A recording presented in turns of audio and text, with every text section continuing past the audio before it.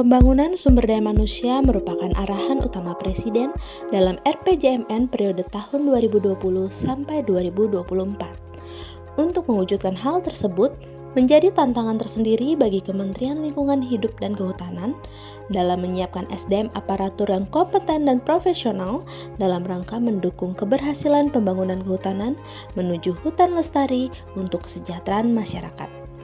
Pusat Perencanaan Pengembangan SDM mengemban tugas dan fungsi untuk melaksanakan pemetaan kompetensi SDM.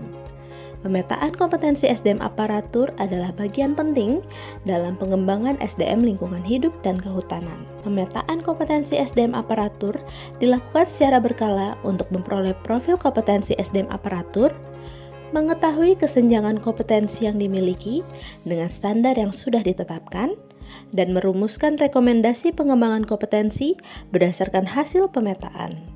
Hasil pemetaan kompetensi ini akan ditindaklanjuti dengan penyusunan rencana dan pelaksanaan pengembangan kompetensi. Pemetaan kompetensi pada awalnya dilaksanakan secara manual atau paper-based.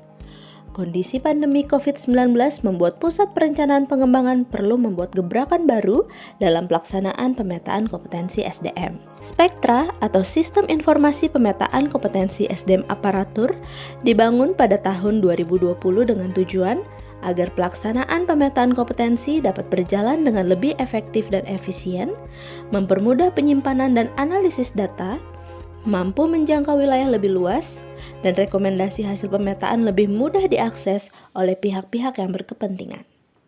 Dalam proses pelaksanaannya, responden menjawab instrumen secara daring terkait unit kompetensi yang menjadi syarat jabatannya masing-masing. Instrumen yang diujikan di dalam spektra terdiri atas 3 kompetensi, yaitu kompetensi teknis, kompetensi manajerial, dan kompetensi sosiokultural.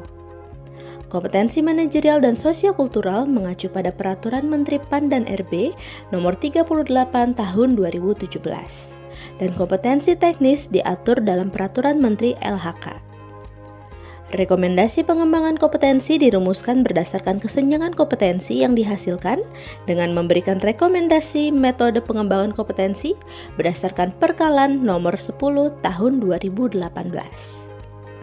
Hasil pemetaan kompetensi berupa profil, gap, dan rekomendasi pengembangan kompetensi yang dihasilkan dari spektra dapat diakses oleh individu, unit organisasi, dan unit penyelenggaraan diklat. Rekomendasi yang dihasilkan untuk kegiatan pengembangan kompetensi diharapkan menjadi dasar untuk ditindaklanjuti dengan kegiatan-kegiatan pengembangan kompetensi sesuai dengan kewenangannya masing-masing.